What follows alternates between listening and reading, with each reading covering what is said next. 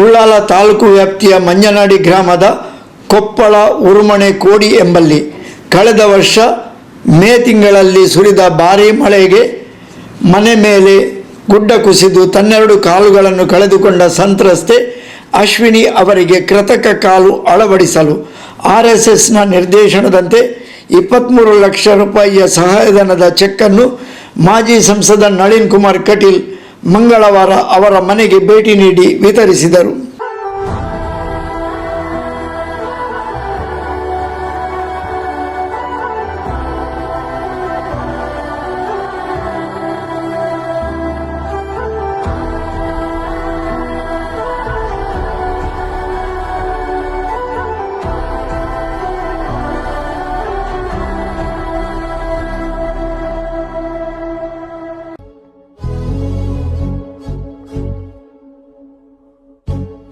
ಮಹಾರಾಷ್ಟ್ರದ Lodha charitable trust ಕುಮಾರಿ ಅಶ್ವಿನಿ ಅವರಿಗೆ ಕೃತಕ ಕಾಲು ಜೋಡಣೆಗೆ 23 ಲಕ್ಷ ರೂಪಾಯಿಗಳ ಸಹಾಯಧನ ಒದಗಿಸಿದೆ.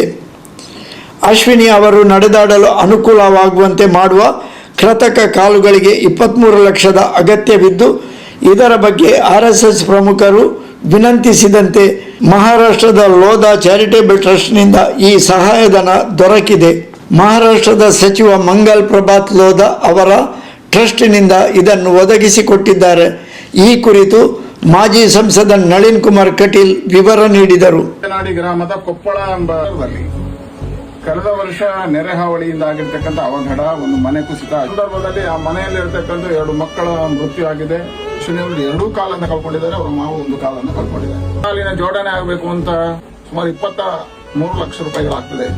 ಅದಕ್ಕೆ ಯಾವುದಾದ್ರೂ ಸೇವಾ ಸಂಸ್ಥೆಯಿಂದ ಜೋಡಿಸಬಹುದು ಅನ್ನೋ ಕಾರಣಕ್ಕೋಸ್ಕರ ರಾಷ್ಟ್ರೀಯ ಸ್ವಯಂ ಸೇವಕ ಸಂಘದ ಸಹಕಾರಿಯವರಾಗಿರ್ತಕ್ಕಂಥ ಪ್ರಕಾಶ್ ಜಿ ಅವರ ಗಮನಕ್ಕೆ ತಂದಾಗ ಅವರು ನಮ್ಮ ರಾಷ್ಟ್ರೀಯ ಪ್ರಧಾನ ಕಾರ್ಯದರ್ಶಿಗಳಾಗಿರ್ತಕ್ಕಂಥ ಸಂತೋಷ್ ಜಿ ಅವರ ಗಮನಕ್ಕೆ ತಂದರು. ಸಂತೋಷ್ ಜಿ ಅವರು ತುರ್ತು ನನಗೆ ಕರೆ ಮಾಡಿ ಈ ಕುಟುಂಬದ ಜೊತೆ ನಿಲ್ಲಬೇಕು ಅಂತ ಹೇಳಿದಾಗ ಮಹಾರಾಷ್ಟ್ರದ ಸಚಿವರಾಗಿರ್ತಕ್ಕಂಥ ಮಂಗಲ್ ಪ್ರಭಾತ್ ಲೋಧಾ ಅವರ ಗಮನಕ್ಕೆ ತಂದಾಗ ಅವ್ರದೇ ಟ್ರಸ್ಟ್ ಲೋಧಾ ಚಾರಿಟೇಬಲ್ ಟ್ರಸ್ಟ್ ಇಂದ ಇದಕ್ಕೆ 23 ಲಕ್ಷ ರೂಪಾಯಿಗಳನ್ನು ಬಿಡುಗಡೆ ಮಾಡ್ತೇನೆ ಅಂತ ಒಪ್ಪಿಕೊಂಡು ಇವರಿಗಾಗಿರ್ತಕ್ಕಂಥ ದುರ್ಘಟನೆಯ ಕಷ್ಟಗಳನ್ನು ನೆಂದು ಲೋಧಾ ಚಾರಿಟೇಬಲ್ ಟ್ರಸ್ಟ್ ಇಂದ ಈಗಾಗಲೇ 23 ಲಕ್ಷಗಳನ್ನು ಬಿಡುಗಡೆ ಮಾಡಿದ್ದಾರೆ. ಆಂಡೋಲೈಟ್ ಅನ್ನತಕ್ಕಂಥ ಕಂಪನಿ ಅವರ ಕೃತಕ ಕಾಲಿನ ಜೋಡಣೆಗೆ ಮುಂದಾಗಿದೆ.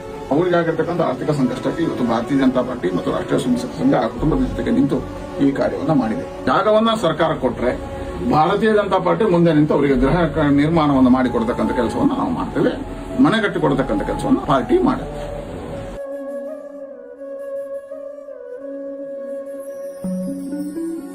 ಅವರಿಗೆ ಮುಂದಿನ ದಿನಗಳಲ್ಲಿ ಮನೆಯಲ್ಲಿ ಓಡಾಟ ಮಾಡಲಿಕ್ಕೆ ಒಂದು ಸ್ಫೂರ್ತಿಯನ್ನು ಕೊಟ್ಟಿರುವವರು ನಳಿನ್ ಕುಮಾರ್ ಕಟೀಲ್ ಅವರು.